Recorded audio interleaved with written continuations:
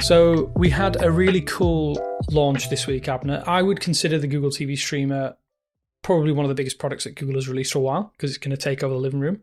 Do you think this is what the Chromecast should have been almost 4 years ago now? Or is it too little too late, or we're going to stream on? I think Google's priorities in its streaming devices, they're so focused on quote-unquote affordability that they want that at the expense of specs, maybe, they're trying to aim for the cheapest possible device. That was the story of the Chromecast. They've obviously gone up market with the Google TV Streamer, but it very much seems to still be the same playbook with good enough specs. What in terms of like the specs though, this is one thing I'm going to point this out to begin with because I did get a lot of complaints aimed at me for some reason. It's like I control this for some reason. A lot of people are saying that they think that the CPU is a little bit underpowered with the Google TV Streamer. Now, I'm going to preface this with a little bit of an anecdote. When the Google TV Streamer arrived and I plugged it into the TV, we'll talk a little bit more about all the aspects of it in a moment. But initially, as soon as I set it up, I knew straight away this is going to be more than enough than I will ever need on my TV. Like in terms of the performance uplift, yes, it's touted at about 22%. I genuinely don't think that matters. I think 22% is perfect. I don't think we need. Don't get me wrong. We've talked on this pod about it before. I'd love to see a true out-and-out tensor chip in a streaming device. But then I thought about it and I was like, what am I doing? I'm just opening YouTube. I'm opening Netflix. Like, do we need more than that? I'm not sure. Yeah, I agree. Again, it comes back to affordability to me. It's like, I mean, $99 is obviously more than $50, but in the long run, it's who Google is competing with. I think it's the right approach because they're not going to go premium as Apple with, all their devices have premium anyways. But the idea of this being just right down the line in just a middle that most people will be fine with paying $100. Let's say you got the original Chromecast at $50. It's been serving you fine-ish for the past 4 years. Like you pointed out, it aged gracefully in your retrospective. It's the specs themselves are fine. The performance itself is fine. What's more interesting is the specs that Google thinks will put in to last you those 2, 3, 4 years. Yeah, I think looking at it logically, that there are going to be. I'm guessing anyone listening to this as well, you're an enthusiast, right? You're like me. You do want the best bang for your buck.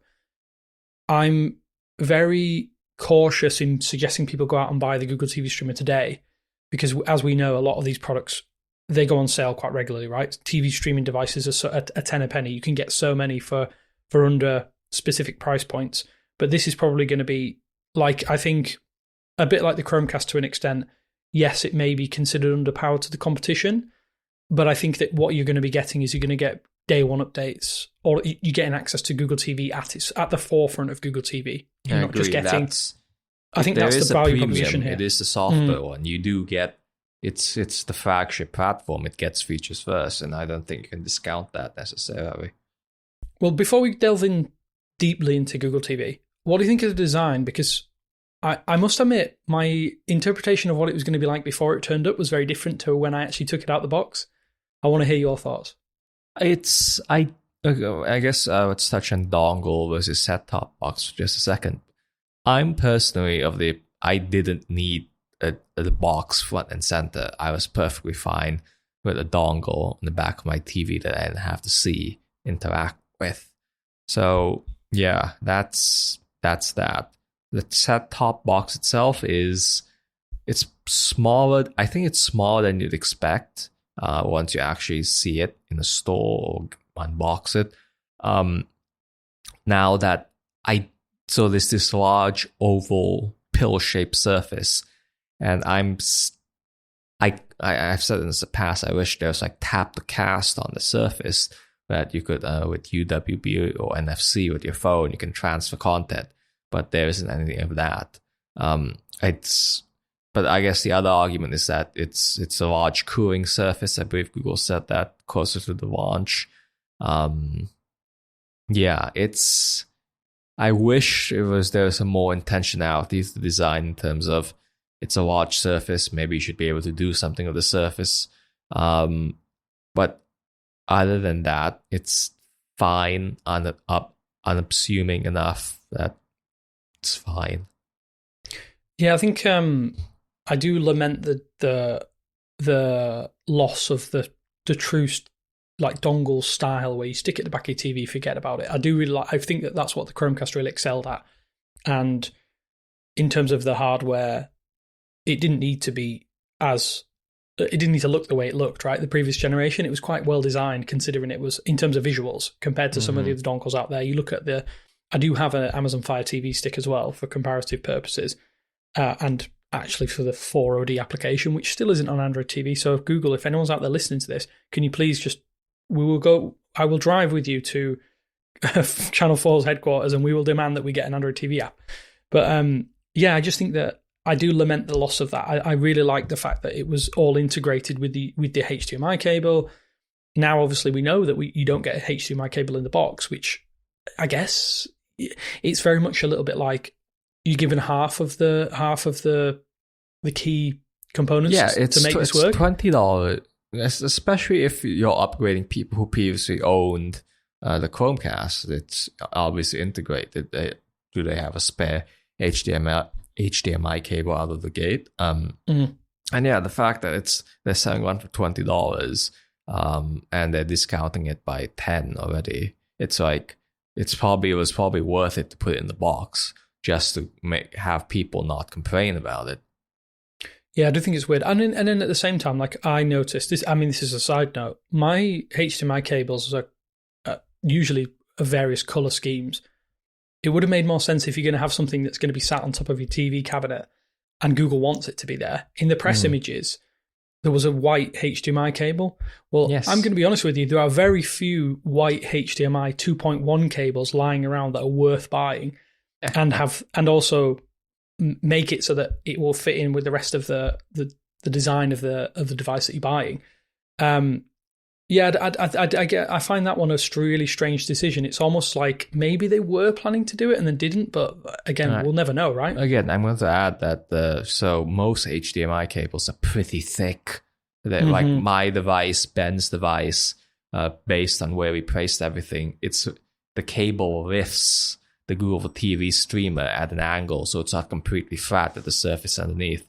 Again, it's functionally, it's whatever, but it just looks weird. And they should have just put in the cable on the Google store. It looks pretty thin. It's a strange one because, again, we're complaining about things that feel like they're nitpicking. But I guess if you're going to change the entire kind of the core design of your product, there needs to be some thought process put into it. Yeah, it seems a bit strange. Don't get me wrong. I don't necessarily have the problem with the design. It does feel a little bit more plasticky than I expected, a little bit lightweight, although it's got a nice heavy base at the bottom of it. I agree with you. It feels like a halfway house. Like I do think maybe in 3 or 4 years' time we could see an upgrade that has like tap to cast, some really cool functionality as a result of the shape and size. But whether or not Google goes back to the dongle, hey, I'd be all for that personally. Even if the dongle was the same size currently as a TV streamer, it's going to hide behind a big 55, 60-inch TV anyway. But yeah, have you already placed it? Have you already found a home for it yet on your TV? Have you have a TV stand, right? Like a regular TV stand like most people? It's a side table situation. It's weird, a corner situation. But yeah, where is yours? Okay.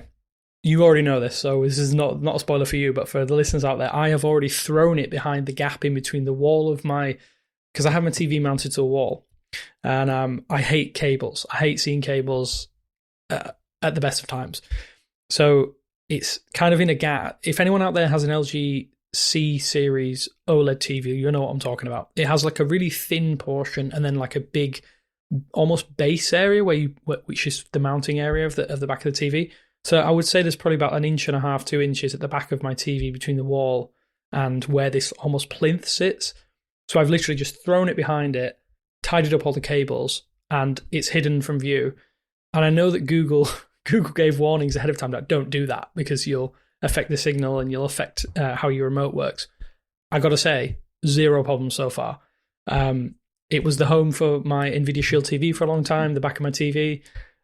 It's out of sight, out of mind. So all that R&D and probably millions spent on design, I don't want to see it on my TV cabinet. Even though I do think it did fit in well with the home hub. If you have a home hub lying around, like I tried to hide it behind that, but I wouldn't have been allowed to have this little oblong dongle type deal lying around on there.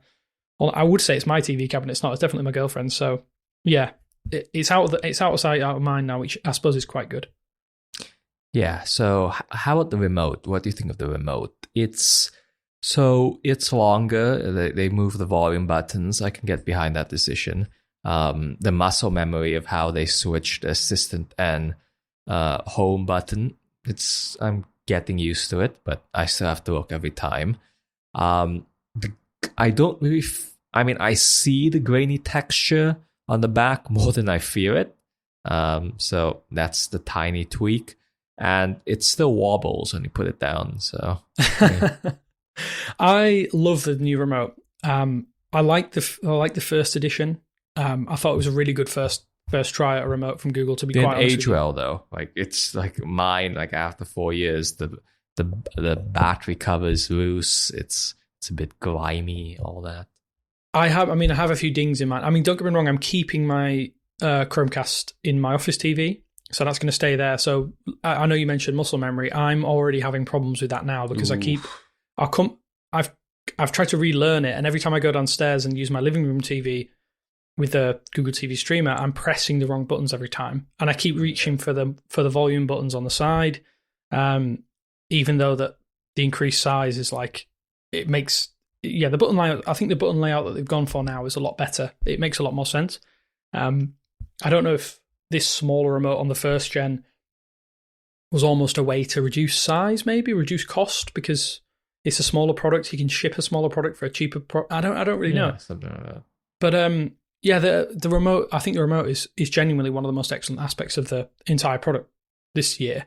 Besides the performance uplift, but yeah, they've done really well. I just would like to have just ditched the Netflix button. I understand there's probably some licensing there and helping reduce costs and stuff, but it's just terrible. There's just no reason for it, especially because there's that new magic button as well, which I wonder what you've programmed it for. I've already made a change to an application. I'm using it for the panel. What application?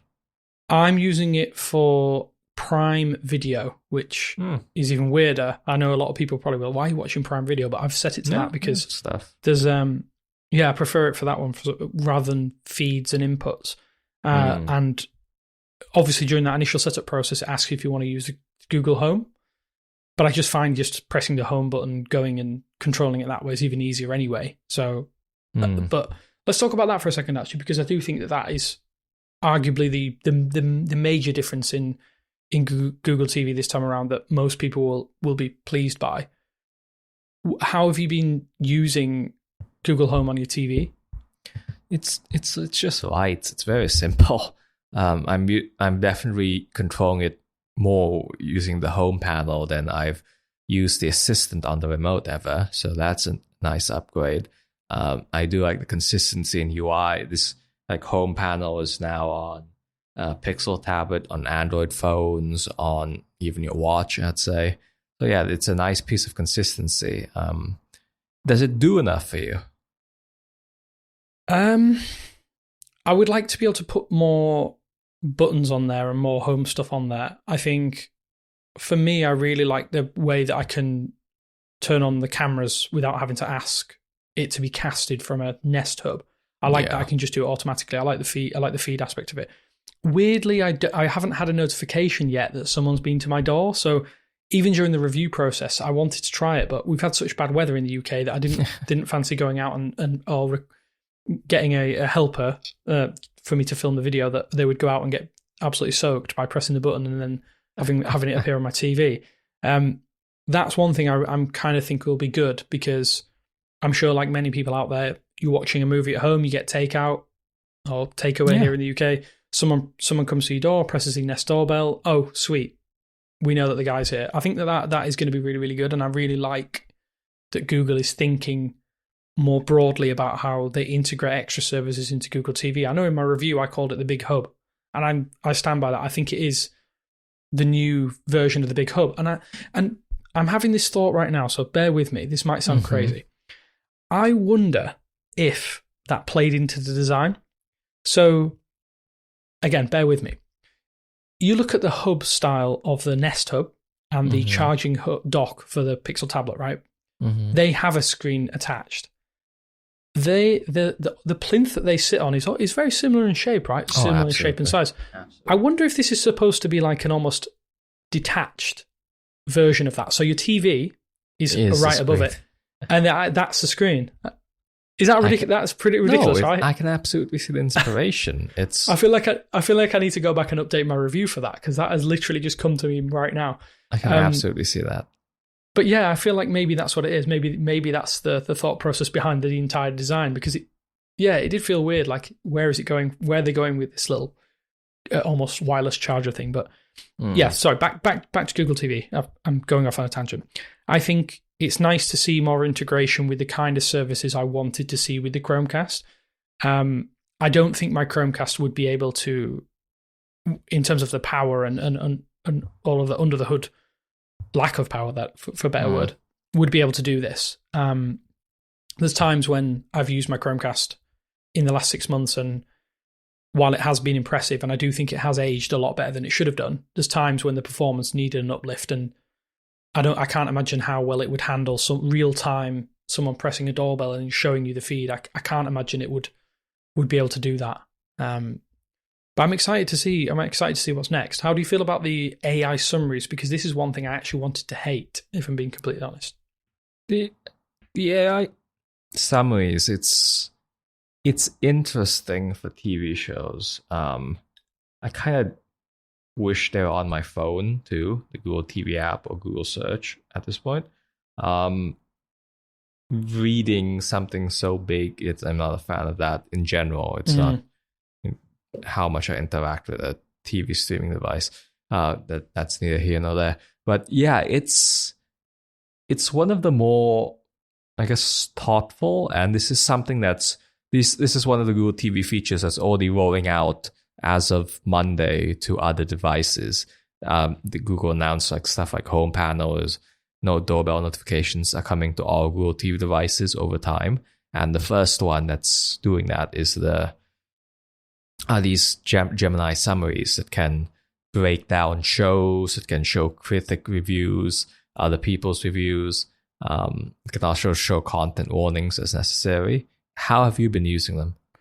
So I'm sure anyone out there will have the same issue as me, where you share a TV with a family member and you cannot agree with what you want to watch. I think it now feels like this should have been. This is something that probably was planned a long time ago. Being able to get that kind of that excerpt of the show without having to watch a trailer, having to sit through multiple trailers. I do think sometimes that's not as I don't want to say productive, because it's your free time, right? But when you don't necessarily have lots and lots of free time, just getting a quick summary of what a show is about. And obviously I think it ties in better now to the recommendations, because obviously Google TV was all about recommendations, right? So you'd fill your watch list, fill what you've liked and disliked, and it would produce a fairly solid set of recommendations. I think without having any context to those recommendations, you're like, why am I being recommended this? Like, you can't tell from an image. So when you click through and you see that little summary and you can see what it's about, kind of what the three keyword things from, obviously that's on the app and on Google Search now. I think that ties everything together, and I'm definitely not spending as much time just kind of scrolling around looking for stuff to watch. I'm kind of seeing things, I'm like, oh, that's interesting. And then sometimes, like, I did a test during my review period with quite a few movies and TV shows. It'll sometimes show you extra suggested stuff from that particular either creator or whatever it is. It's a bit rare at the moment. I know that it works with Edgar Wright. So if you've ever seen Shaun of the Dead and that series, it will show you. Trilogy. Yeah, it will show you related content. So I think as that broadens, that will be very good as well, because you can I really liked films by this guy, then I can see this stuff as well. So in terms of content discovery, I think it's better. It's a lot better than it was. And I'm not spending as much time wasting time scrolling through stuff.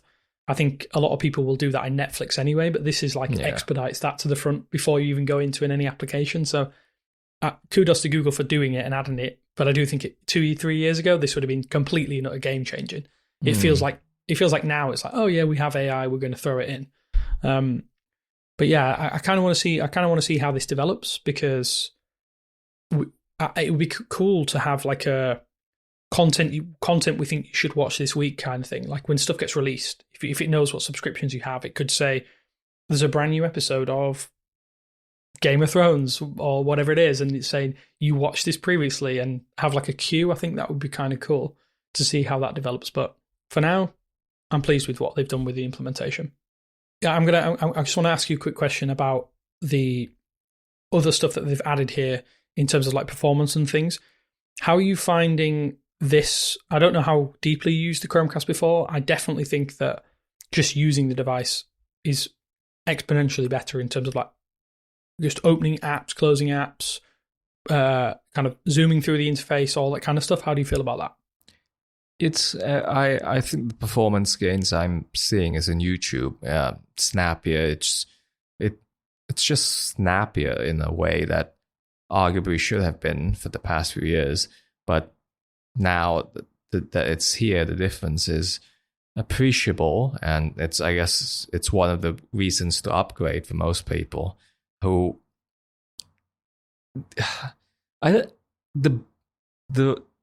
the best way to describe the Chromecast of years past, it's fine. It's saying it's just fine, and now I'm not sure if it's a new fine or if it's just straight out better. But it's, I don't know, saying it's better somewhat takes away from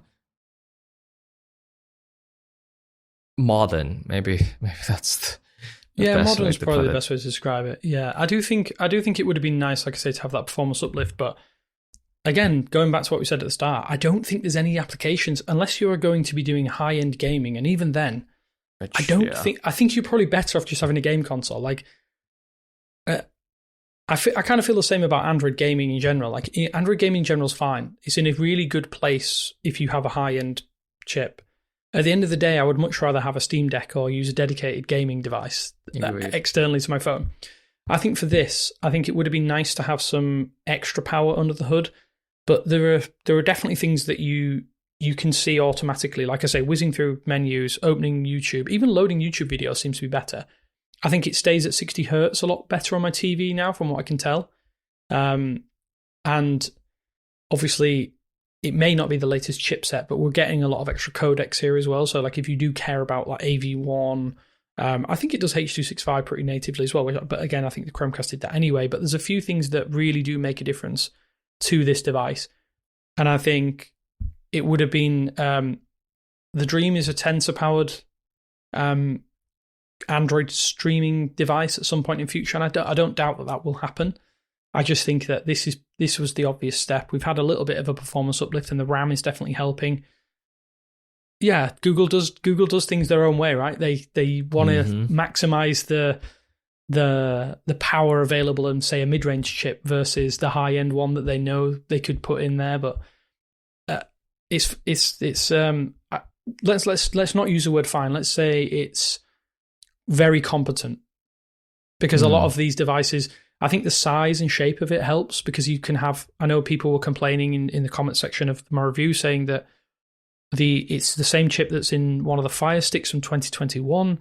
The difference being here is that Fire Stick is a lot smaller, so the device itself can overheat and can slow down. And I do have the 4K Max one, I think is from 2022, and that lags like hell. And again, that's bogged down by genuine ads and just crapware and a shoehorned version of Android, whereas this is streamlined. Google TV is the best it's been on this particular device. I haven't tried any others that run as well.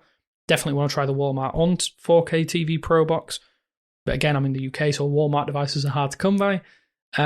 But yeah, I think my final word on Google TV Streamer before we get into some more interesting stuff is this is the device you probably have been wanting for a while. And if you are willing to wait, I do genuinely think we'll start to see discounts around that holiday period, 100%. Absolutely. I think we'll see discounts straight away because they did the same with the Chromecast. Like you can pick one up for less than £20 in the UK now. So I think the TV Streamer, it's not available for a few weeks in the UK. I know that stock's kind of hard to come by in the US already, so clearly people are interested as well. So that's a good sign. Mm-hmm. So yeah, the other product to close out made by Google 2024 is Pixel Buds Pro 2. I've been using them a lot. You've been using them a lot. People, as of recording, are finally getting them. And let's start with the case. Looks the same, as you notice, slightly heavier. There's a speaker, which is nice. Of course, it's for Find My Device, but the sounds have been pretty delightful. I found the charging sounds and whatnot. They kept it the same case. I kind of wish there was a lanyard, but I guess there's some case accessories that you can buy, which I have been using for the past few years. But in going back to a bare case, I'm reminded of how small it is, and that's pretty nice. It goes from IPX2 to IPX4 water resistance, so I appreciate having a bit more protection in that regard. But yeah, anything else on the case? I'm glad they kept this. I'm glad they kept this style. I'm actually looking at I'm sorry, audio listeners out there. I'm looking at the Pixel Buds Pro from 2022, which I always want to say 2020, but it isn't. And the brand new one side by side, and I can see that this is so shiny. Like in terms of wear and tear. This is another side note. I think that this kind of case that gets almost like its own patina of like pocket shine, and I think that, I know it sounds ridiculous, but it adds a little bit of character. Having a pristine egg, like almost matte egg color is nice, but over time it ages well. It looks really good. My thing, I use AirPods with my Mac Pro 2, and the thing I hate about the overall design is that the shiny plastic, it scratches and it gets oily so quickly. And another thing I would say is that you can take out Pixel Buds without ever touching the part that resides in your ear that gets oily. Can't say that about AirPods. So this is, I think, why the in-ear buds design versus stems have their advantages. Yeah, I mean, the case. I'm glad they stuck with the case. I know that the little speaker's really good. I do like the speaker. I'm very bad for leaving them behind, and when I relegate my Pixel Buds Pro from 2022 to probably back to their packaging, because I'm a packaging hoarder, it's going to be nice because I don't have to keep ringing the earbuds from a different room and be like, oh, where are they? And I pick up the wrong ones, because from afar and obviously in a darkened room without lights on, it's hard to tell without that little sheen and of use and abuse. But yeah, I think the case. I'm glad they stuck with it because it is kind of, it's very different to what everybody else is doing. Yeah, it can be their own iconic thing. But when you get them open, the new design strikes you straight away. They are a lot smaller straight away. And in terms of the way they're sat up in the case, I think it's very different. I don't want to say less inviting. They're not necessarily as standout, I don't think, because I have the hazel color versus the coral. But yeah, I could see how they blend. Yeah, I think one of the big changes before we actually properly talk about the buds is because they're a lot light. Each earbud's a lot lighter. They definitely stay in the case a lot better, so you can kind of like abuse them a bit more, and you can hear me clasping it shut there. Like I had them fall out a few times when I was at the gym, the original Pros. But this time around, there's just definitely stay in the case a lot better. So yeah, let's as we put them in our ears. How did you like the previous ones in terms of design? I like the bean shape because it rested in my ear. It felt comfortable. It rested on the shelf of my ear. So that's why I like the last generation's bean shape. How about you? I thought it was really good because it was really nice and stable. Going from the previous design with like the nubbin type fin that kind of stuck into your ear. After initially when you first bought the previous Pixel Buds, the 2020 Pixel Buds, I thought they could be painful initially, and then over time the silicone will soften up. I think they made the right decision with the Pro, the first gen Pro. I thought that they kind of sit in your ear really nicely. If you have a, in air quotes, generic ear shape, they're not going to move much. I don't know if you found this, but this might be the reason why they've changed the design. I found that after if say I did something like I went for a walk or whatever, I went to the gym, I'd have to kind of like reseat them, almost screw them into my ear, like kind of place them a bit more into my ear when they became loose, like earbuds do. And so I wonder if that played a part in the decision making for the second gen, because obviously it has that brand new screw-in style mechanism. I guess the last thing I'd say about the previous one is after an hour or so, it would get sore. Not considerably, but it would get sore. With this new design, it's floating in your ear canal, basically. It doesn't really touch the outer ear, the part that can get sore. Everything is in the canal. So that has been an advantage. I feel like I can go much longer before I start to feel any weirdness in my ear. So that is the upside of this. But as you were saying, these are considerably smaller in terms of just looking at them. It's such a small package. Yeah, I mean, as you say, they kind of, it does feel like I think floating is the best way to describe it. Like once the actual the art of putting them into your ear is very reminiscent of some of the old Galaxy Buds, but it doesn't like snag in your ear. It kind of like just sits there and does its own thing. And the little, for anyone wondering about the fin, that's the stabilization fin, it's like I thought it was plastic, but it's not. It's like a really firm silicone, firm rubber. Yeah. And I imagine over time that will soften.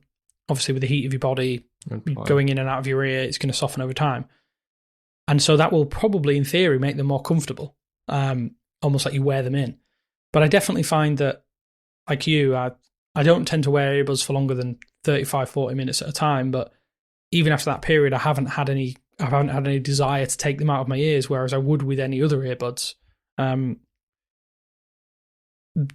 Is it going to be perfect for everyone? I'm not sure. I don't know. How do you find the initial process of putting them into your ear? Do you find it like kind of disconcerting, or is it no different to using any pair of earbuds? You're used to it. You can do it. I absolutely had to change the rubber tips to it's medium. No, it's small by default. I think it's medium by default. Yeah, medium by default, and I had to go to small, and they also include extra small in the box. So I had to go down one with both of them still providing the ear tip seal. I think you do have a point about it softening over time, because I would say like on the very first minute they were in my ear, I kind of questioned whether it was too tight or not.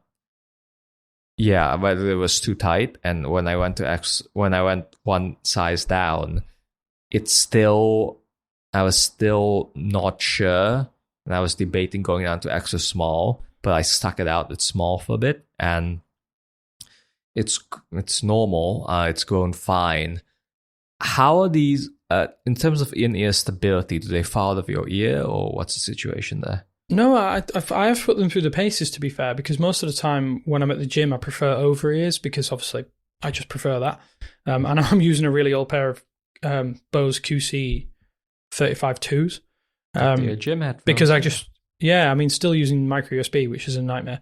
But I decided, obviously, during the review period, I said I'm going to force myself to use the Pixel Buds Pro 2 and I haven't had any major issues. I feel like the twist mechanism is what's made them like kind of sorted that worry that I may have had out. And look, maybe I have big ears, but the medium silicon tips were perfect. Like it was a nice secure fit. I'm not having any like wiggle or anything like that, which is something that really, really is annoying when you're doing a lot of strenuous activity and moving your head and kind of bending down or picking things up and moving at strange angles. And I think you don't necessarily get that. What I will say is, though, and this is one thing that I think Andrew, who wrote our review, picked up on this. I don't know if you've experienced this. Because of the smaller size, the fact that it does float in your ear, if you start tapping rigorously, like this is the first time I experienced this was in the gym, and I'm tapping at the earbud, because it's a smaller target, I'm kind of hitting the side of my ear a bit more, and I'm moving them. They were nice and secure, but I found there's a lot more rustle. Like each touch that you have has a bit of a rustle, and you can hear. I feel like it could be. I could very understand why someone wouldn't want to wear these at all, because that noise can be a bit more uncomfortable than the Pro, because the old Pro filled your ear canal a bit more. I don't know. Have you experienced that yet? No, not really. I can't say I have, but it makes sense where the earbuds rest in terms of either your inside of your ear or the outside. So I can see why that's the case. Absolutely. But the touch surface it's continues to be fine, I think. I don't think I've noticed anything different from the gestures. Swiping, that touch and hold, that's still been good. To go with the twist, the idea of twisting in your ear to secure it, I kind of don't see the benefit of that. It's not, well, like they stay in my ear just fine without me doing anything. But I really don't get how that stabilizer works. How you're supposed to twist and lock. Well, I think from my perspective, when I put them into my ear, I do the twisting kind of to seat it correctly. I'm trying to envisage how I do it in 3D space. Very hard. I think it maybe creates like a slight, I don't know, maybe create like a mini vacuum seal, but that does make it feel like it is more secure from my perspective. I'm trying to remember how I do it. In fact, let me try it now. Let me try how I do it. So I kind of put it into my ear and I twist downwards to align the fin with the bottom of, I don't know what this part's called. Is it your tragus? No, I could be wrong. I'll have to ask my girlfriend. She'll tell me. It'll be too late by then. And then I'm hearing the little secure noise, and I'm making sure that the base of it is flat against the kind of broad portion on the inside of my ear, the curved broad portion. Doing that twist means that the silicon tip is kind of like pointing more into the area that it should, because if I just put them into my ears, it definitely feels a bit more wobbly, but then I kind of twist downwards slightly and it's never going to move. Interesting. So you're just shoving it into your ear. Let me try that. Yeah, that works. It's a bit more uncomfortable because I'm being a bit more rigorous, but with the twist, it's kind of a little more softer and then just nestle in it, if that makes sense. Interesting. Yeah, there's some nuance to it. So yeah, that's the design. In terms of, again, as we said, the touch and taps, they continue to work fine. The finite device integration is nice, having that dedicated speaker. Gemini, how have you been conversing through these Pixel Buds Pro 2? Okay, so I've tried my best to use Gemini Live a bit more because I do quite like it. I can't get it to activate like consistently well enough. Like, I don't know if that's because of my accent or if it's because the way that I'm going about it. Like the obviously you have to use the wake phrase and then you say let's talk live. Is it? I think. Yeah. I think, is that? So I was saying let's go live. So that probably is why I kept having issues. And every so often it'd be like Gemini would just ignore me. That's so annoying. Okay, so we've established that I'm an idiot. In the times I have used it correctly, it's been nice to kind of have a bit of I've done it for like weather conditions, like results for sports that I'm interested in. That's kind of useful, but I do wonder where does that begin and end? Because it would be nice to be like, I'll send a text message because it can't do that yet. Mm-hmm.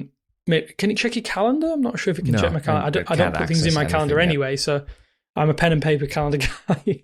But that would be nice. It would be good to just get a roundup. Like if I could just be like, give me an overview of my day, and it could give me like weather conditions and stuff. I think that would be sick. But I've kept it really simple because obviously I understand that there's limitations there for now. Yeah, compared to Live, I've been using the regular Gemini experience more. And the thing that gets me is with Gemini, when you activate regular Gemini, the screen on your phone will turn on even if it's locked. Officially, Google says this is because people have longer conversations and they want to see visuals as well. Which, I think that's kind of speaks against the hands-free usage. Turning the screen on seems a bit wasteful and just like prone to accidental activation. Screen taps. Like, for example, like when I'm when I'm out and about, I usually keep the phone in my hands rather than my pocket. I'm still holding it when I'm moving. And when I activate Gemini on the buds, the screen turns on. And what I had to get over was reflexively turning off the screen, thinking that I accidentally tapped it. And when you turn off the screen, it disables the voice input and any responses it's being outputted. So has taken some getting used to. But in terms of the capabilities compared to Live, it's all there. It's regular Gemini. So that's the plus is there. But yeah, I agree. Gemini Live, they really should have launched extension support, and at that they should have launched Gemini on lock screen support out of the gate. It should be here already, but was hopefully by the end of the year, but that stuff needs to get out sooner. Yeah, it does feel a bit like, we've said this a few times already, there's a few things that are half baked with Gemini, and that definitely feels like it. I'd just like to see more capabilities as a result of Gemini Live, because I want to use it more, and it just feels like now it's it's great for getting information and stuff and getting updates and things, but having all those, we talked about Google TV having great integrations now and they're slowly doing that. Well, Gemini is Google's flagship product now, so they need to start doing it ASAP, because being able to do that from like say I was at the gym the other day, I put my phone down away from me, being able to ask things and do things without having to pick up my phone and getting sweaty hands everywhere would be amazing. There's a few things I'd like to see improved. In terms of the audio experience, though, I have some thoughts. I know Andrew had some thoughts. There's definitely upgrades, but I still don't think these are anywhere near the best audio experience that you can pick up for an Android device. Have you been listening? Like, what's your current listening process? Do you listen to lots of podcasts like I do, or music as well? Both, or do you use podcasts and music.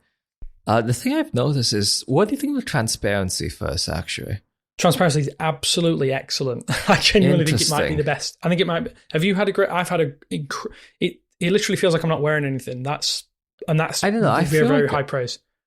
In quiet rooms, I hear a hiss, but I'm in a very quiet room. I'm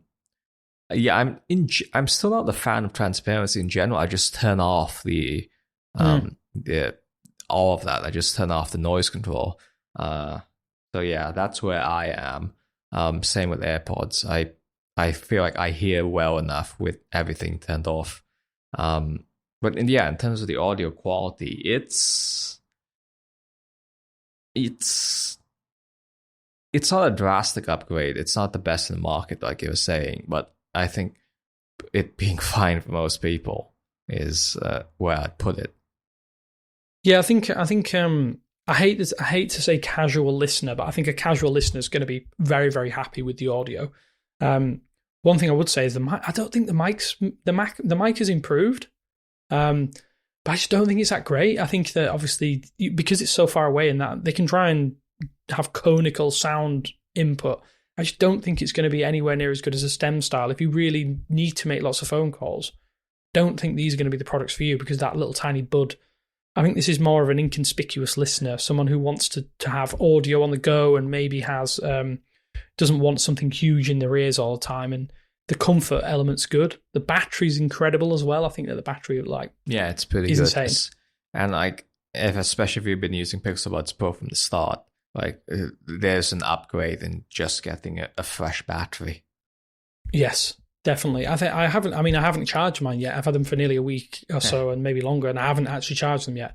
I think they're still at about 45%, and I charged them up to 100. Well, I charged them up to 100 when I picked them up.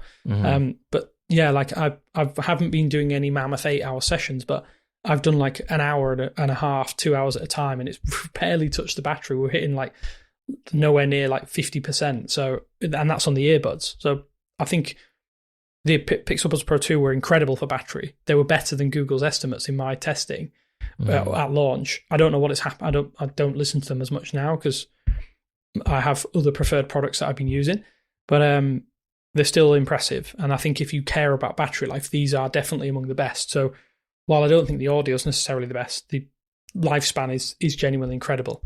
But yeah, I think in terms of Gen 2, I think this is probably one of the biggest jumps in terms of like overall product. I think the product has improved a lot. Maybe you wouldn't necessarily notice all at once, but I think there's enough there to be like, oh, I'm going to go and pick up the Pixel Buds Pro 2 from the Pixel Buds Pro, and even the older Pixel Buds for definite. Yeah, again, like I said, like just getting a fresh battery after 2-3 years, that's significant. Yeah, I don't think that most people, if you're an Android, if you're really big into your audio, I think personally I'd still go out and get the OnePlus Buds Pro 3. I think that they're a good $60 cheaper, £60 cheaper in the UK as well. And I think you're just getting a little bit of a better audio package. Yeah, you don't get all of those features. But I think just kind of sum up this entire section, I think that it's made me aware of how much Google has done with the Pixel Buds Pro from day one to today. Like the previous generation, no other I don't think any other company, bar maybe Apple, has supported their product as well and offered as many new features. So the product that you bought in 2022 and the product you have in 2024 is almost the light years apart. And I think that was a good exercise for getting a Gen 2 product out the door that's a pretty solid 7 out of 10 product, I think. Yeah. So yeah, that is... Yeah, it's more. There's more to see. It's a good point in terms of software updates, the promise of this in terms of and other devices. So yeah, I think that kind of wraps up a long made by Google launch season. It feels like we've had a new product to talk about every single week, but hey, maybe we'll have some more. Maybe this Google will drop some surprise products and maybe some Nest stuff in the next few months, but. Yeah, it's been a pleasure covering all of this. I hope that everyone has enjoyed us talking about all of these launches. It feels like the launch season is only just about to get underway normally. So to be at the end of September, start of October, and having everything out the door is a very strange experience. But yeah, hopefully you've enjoyed our content and coverage. But of course, we're going to be back to our regular scheduled programming from next week. This has been episode 26. I can't believe we're 26 episodes into this. Hey. We're nearly half a year. This is the half year point. It's actually slightly longer with a few breaks in between. I don't know if there's anything else you want to share before we shoot off into the ether. Nope, that's it. Thank you to everyone, and thanks to Yes. Thank you, yeah. And next time, guys, we will be talking not about launch products, hopefully. Maybe we'll talk a little bit more software, but thanks. We'll speak to you soon. Bye.